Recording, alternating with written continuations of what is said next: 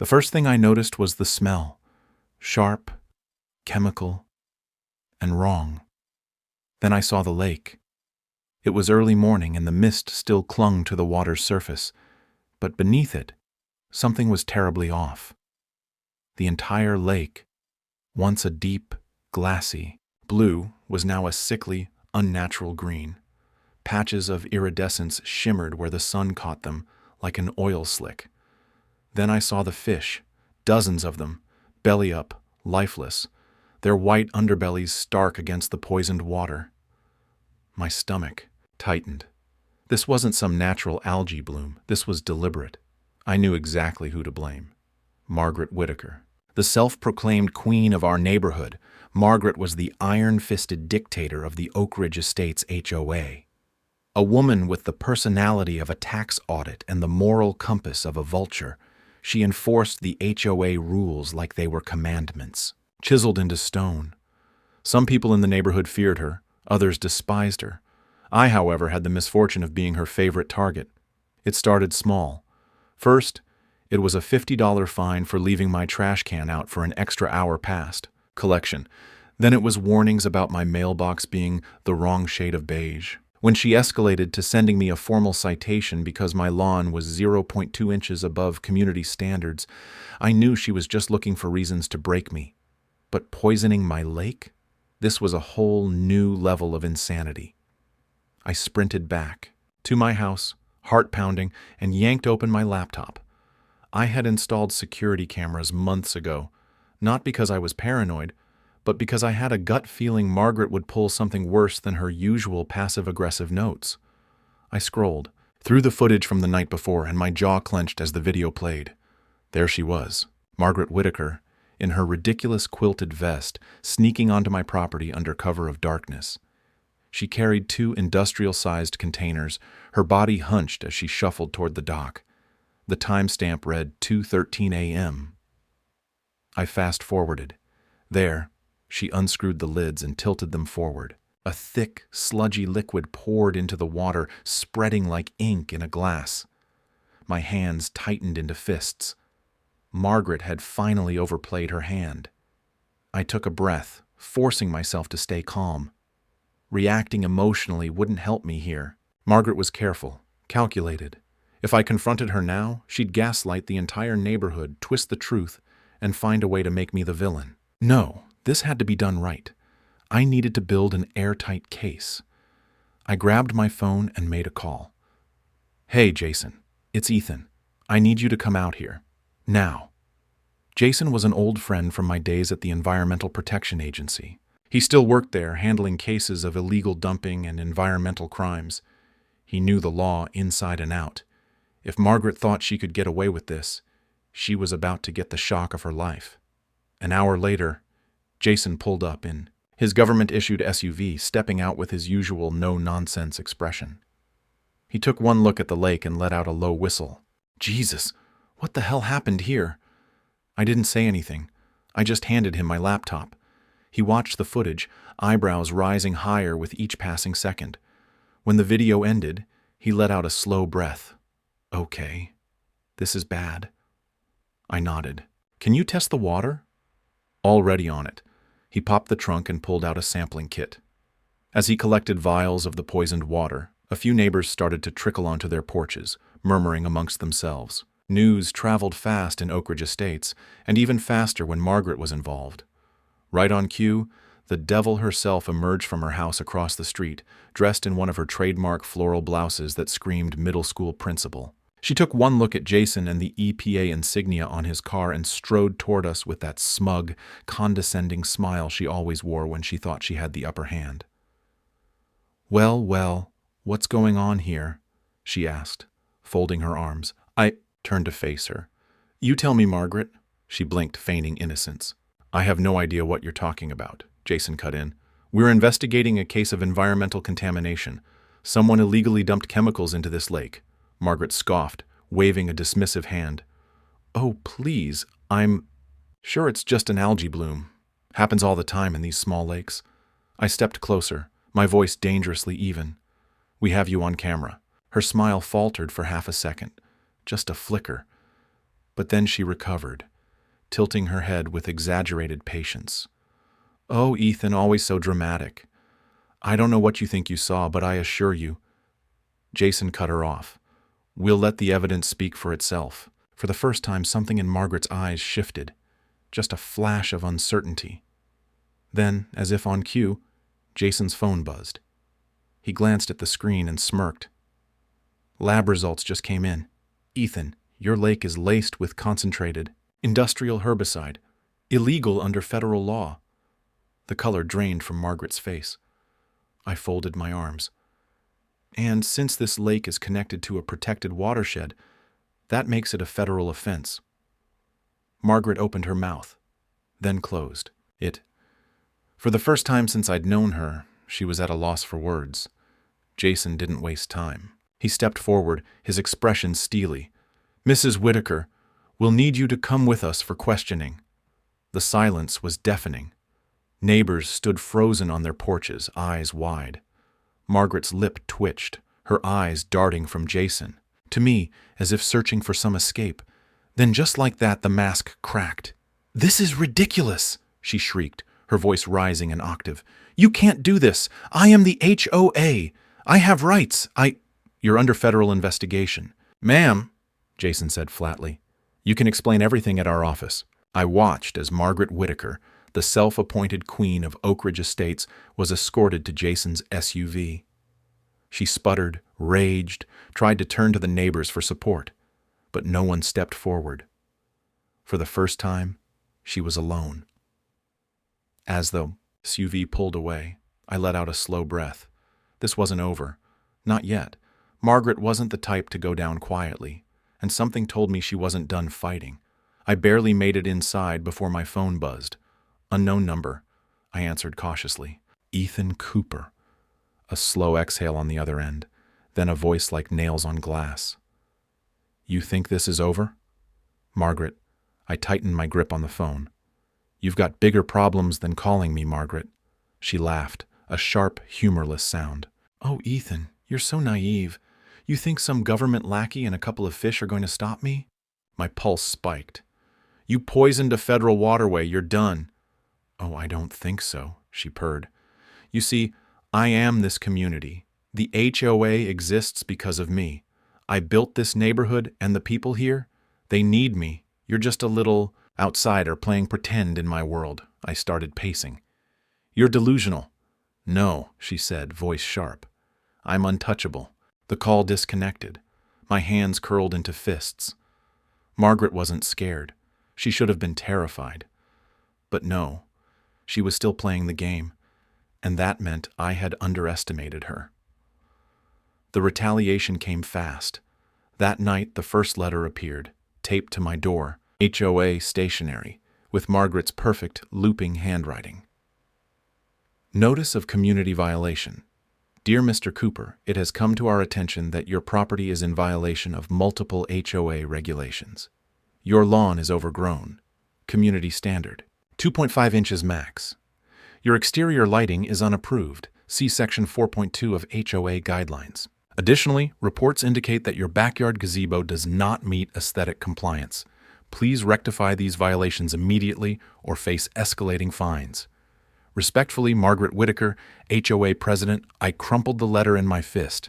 My lawn was trimmed to regulation. My exterior lighting was the exact model approved in the HOA guidelines. My gazebo? Approved in writing before I even built it. This wasn't about rules. It was war. The fines started the next day. $200 for excessive weeds in the lawn, weeds that hadn't been there the night before. $350 for unsightly decorations, the bird feeder I'd had for years. $500 for noise disturbances, a violation sent while I was at work. It wasn't just me, either. I overheard neighbors whispering, their own fines mysteriously increasing overnight. Margaret was tightening her grip, making a statement. I had humiliated her, and now she was punishing everyone just to prove a point. Jason called me that night. EPA is moving forward, he said. They're getting samples from the connected water sources.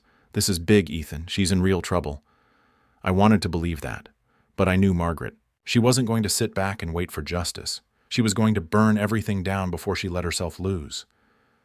3 days later, my electricity was cut off. I was in my living room when the lights flickered, dimmed, then shut off completely. The hum of my fridge silenced. The air conditioning clicked off. Then, a sharp knock at the door. I opened it to find a man in a button-up shirt holding a clipboard. Behind him, a utility truck idled. "Mr. Cooper?" he asked. "Yeah," I said slowly. He frowned. "Your power's been disconnected due to an unpaid HOA utility assessment." I stiffened. "That's impossible. I pay my bills directly to the provider." He glanced at his clipboard. "Says here the HOA is responsible for the final approval on all neighborhood utility accounts. There's an outstanding balance on your file, $200. I inhaled sharply. "That's a lie. I don't owe them a dime." "Take it up with your HOA president," he said with a shrug. They filed the request. We just follow protocol. The truck pulled away, leaving me standing in my doorway, heart pounding. Margaret had found a way to hit me where it hurt. I spent the night in darkness. The house, eerily silent. By morning, the retaliation had spread. My mailbox had been ripped from the ground and tossed onto my driveway. Someone had egged my front door. My trash cans had disappeared. I checked my security footage, but the cameras had been tampered with. Someone had slashed the wires. Margaret was escalating, and I was running out of time. I needed leverage. Margaret had built her empire on control. If I could prove she was abusing her power, if I could turn her own rules against her, I could dismantle her from the inside. I drove straight to City Hall, past the usual red brick government buildings, and into the records office. The clerk, a tired-looking woman in her 60s, barely glanced up as I approached. "Need something?" I set my ID on the counter. "I need to see the HOA charter and any amendments filed in the past 5 years." She snorted. "HOA problems? You have no idea." She sighed, stood, and disappeared into the back. 10 minutes later, she returned with a thick folder. "Knock yourself out."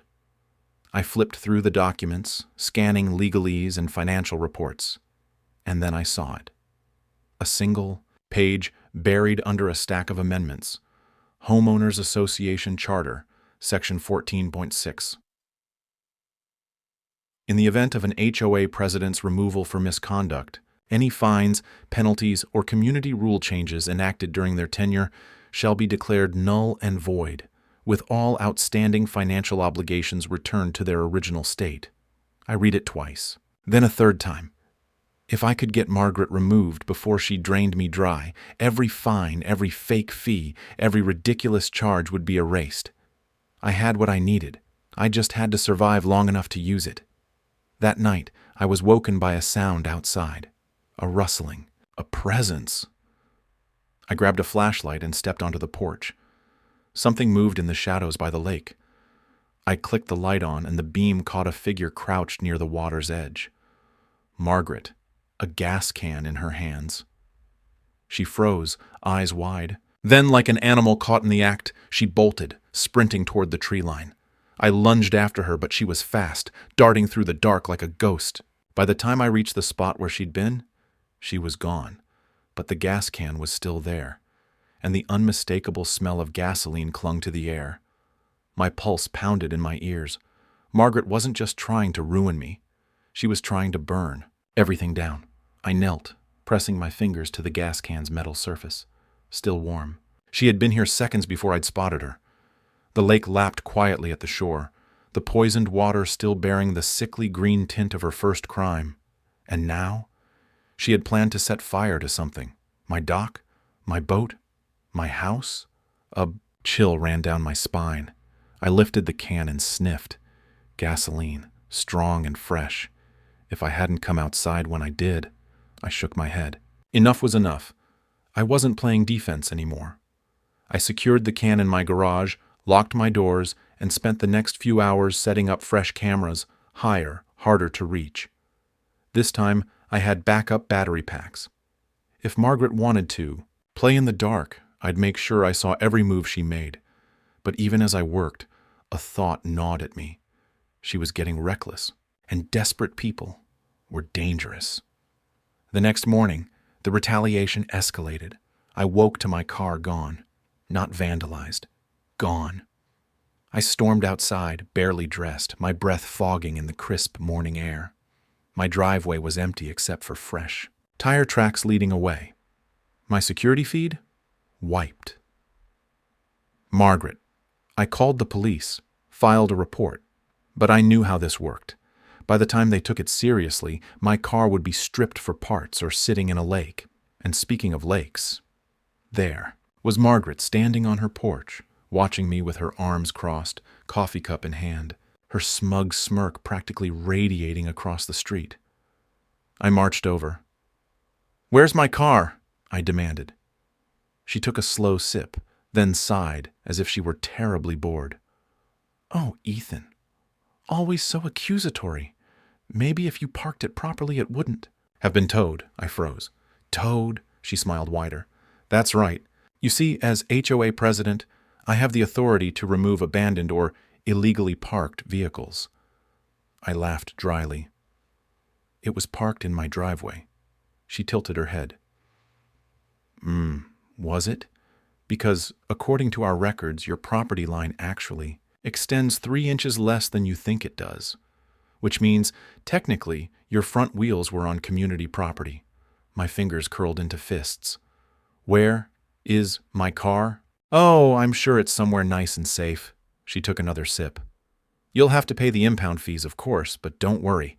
I hear they only charge $100 a day." My blood ran hot. I wanted to wipe that smirk right off, her face. But I forced myself to inhale, to think. Losing my temper wouldn't help. Margaret wanted me to explode so she could slap me with another violation, maybe even a restraining order to paint me as the aggressor. Instead, I stepped back and nodded. "You're playing a dangerous game, Margaret," she grinned. "Oh, Ethan. This isn't a game. It's a community standard." I turned, storming back toward my house. Fine. She wanted to play dirty? I was done holding back. I spent the rest of the day putting my plan into motion. First, I made another call to Jason. The EPA case was progressing, but I needed results faster. He promised to push for an expedited review. Second, I dug deeper into the HOA records I had pulled from City Hall. There was something there. I knew it. Margaret had been running this neighborhood like a dictatorship for years. There had to be skeletons buried somewhere, and I was going to find them. That night, I got my break. Hidden in an old financial report was a single, overlooked discrepancy, a payment, one that didn't make sense. $24,500. HOA discretionary fund, paid to Whitaker Community Consulting. Whitaker. Margaret had been funneling HOA money into a shell company she owned. I exhaled slowly, a cold smile creeping onto my face. Gotcha. The next morning, I was up early, filing my paperwork with the state attorney's office. Misuse of HOA funds was fraud. If I could tie it to the ongoing EPA investigation, Margaret would have nowhere to hide. I was almost out the door when my phone buzzed. Unknown number. I hesitated, then answered. "Ethan," came a breathy, anxious voice. "It's Linda," I frowned. "Linda? You need to come to the HOA office, now." Linda was Margaret's second in command, her loyal little lapdog who handled the paperwork while Margaret ruled with an iron fist. "Why?" I asked cautiously. A pause. Then, in a whisper, "She's losing it."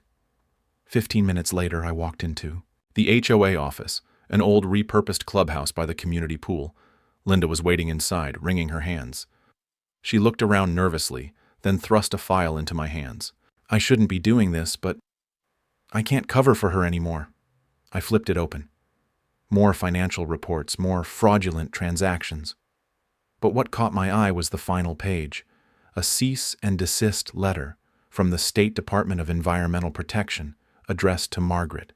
"She got this 2 weeks ago," Linda whispered. "She knew the lake was illegal. She knew she was breaking federal law, and she did it anyway." My heart pounded. Margaret wasn't just guilty. She was knowingly guilty. and now that the walls were closing in, "She's unraveling," Linda said, her voice shaking. "Last night she was ranting about taking control back. She kept saying, 'If I go down, I'm taking everyone with me.'" I inhaled sharply. She wasn't just desperate. She was dangerous. Then Linda looked up at me, eyes wide, terrified, and she whispered, "She knows about the charter." My stomach dropped. The charter. The one thing that could strip her of power, erase every fine, every rule, everything she'd done to this neighborhood. "She found out you have it," Linda whispered. "She's going to destroy it." I spun on my heel and bolted out the door. Margaret had one move left. And if I didn't stop her, she'd bury the last piece of evidence that could take her down, for good. Tore out of the HOA office and sprinted for my truck, heart hammering. If Margaret knew about the charter, the one thing that could strip her of power, there was no doubt in my mind what she'd do next. She'd erase it, destroy it, burn it, if she had to. I threw the truck into gear and sped toward City Hall. The tires screeched as I pulled into the lot. I bolted through the doors, past the front desk, straight into the records office. The clerk, the same woman from before, startled as I slammed. My hands on the counter. "Where are the HOA documents I reviewed yesterday?" I demanded. Her eyes narrowed. "What's this about?" "There's a woman coming here," I said quickly. "Margaret Whitaker. She's going to try to destroy those records. You cannot give them to her." The woman blinked, then frowned. "Well, she was just here." The words hit like a gunshot. I spun around, scanning the room. Then I saw her, Margaret, at the far end of the office, slipping into a side room. I took off after her. The door led to a dimly lit archive room, rows of filing cabinets stretching into the distance. Margaret stood in the center, rifling through an open drawer, her breathing fast and sharp. A large black handbag hung from her shoulder, bulging suspiciously. She looked up as I entered, her eyes wild. "You don't belong here," she spat. "You poisoned a lake," I shot back. "You stole from your own community. You knew what you were doing." She snorted. "So what? You think this changes anything? You're just some government lapdog. I own this neighborhood. These people, they'll never turn on me." I stepped closer. "That's why you're here, huh? Because you know you're losing." Her jaw tightened. Then, in one swift motion, she yanked open her handbag and pulled out a lighter. My stomach dropped. She held it up, her thumb flicking against the metal. "This is all just paper, Ethan." I took a step forward. "You burn that, and it won't just be an HOA dispute. It'll be evidence tampering." Her lips curled into a smirk. "You can't prove I burned anything." She struck the lighter. A small flame flickered to life. And then the fire alarm blared. Margaret flinched. The sprinklers exploded overhead, drenching everything in a torrential downpour. Her lighter fizzled out. I exhaled, grinning. "Guess you won't be burning anything today," she shrieked, spinning wildly, clutching her handbag as the water soaked her floral blouse. The documents in the drawer were wet but not gone. That's when 2 security guards stormed in. Margaret froze, then turned to run. Too late. One of the guards grabbed her by the arm. "You need to come with us, ma'am. Don't you dare touch." "Me!" she screeched, twisting violently. But they weren't letting go. Then, from behind me, a new voice rang out. "Margaret Whitaker." We all turned. Jason stood in the doorway, flanked by 2 EPA agents. His expression was stone cold. "You're under investigation for federal environmental violations," he said. "You're coming with us." Margaret's face went pale. The security guards released her just as the EPA agent stepped forward. Margaret bolted. She ran full speed through the drenched hallway, soaked, stumbling in her waterlogged flats. She shoved past a receptionist, knocking over a chair. The automatic doors slid open, and she sprinted straight into a news camera. Flash. A reporter stood waiting, microphone in hand. The second Margaret saw her, she froze like a deer in headlights. The camera light burned red. "Margaret Whitaker, HOA president of Oak Ridge Estates," the reporter announced. "Federal agents have just arrived at City Hall. Is it true that you're under investigation for environmental crimes?" Margaret's mouth opened, closed, She turned back toward me, her eyes wild. I only smiled. I had won, and she knew it. The fallout was swift. Margaret was taken in for questioning. The HOA board, sensing the storm, voted unanimously to remove her from power within the week. With her gone, her fines and fraudulent charges were wiped from every homeowner's record. People started speaking out. Stories of intimidation, threats, and secret deals leaked into the community.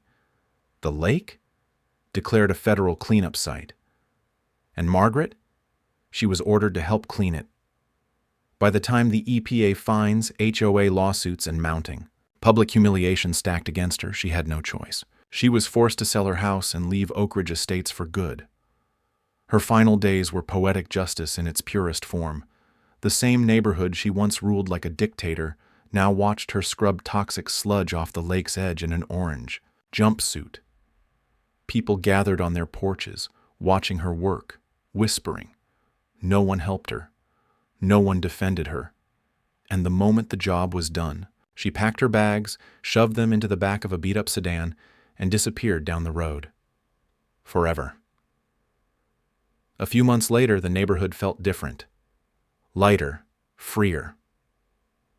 The HOA, under actual fair leadership, was restructured.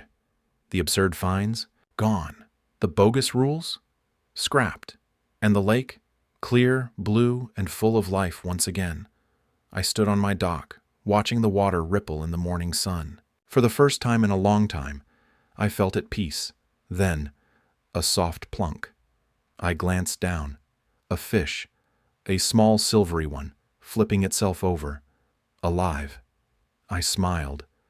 Margaret was gone. The lake had healed. And Oak Ridge Estates? It was finally free.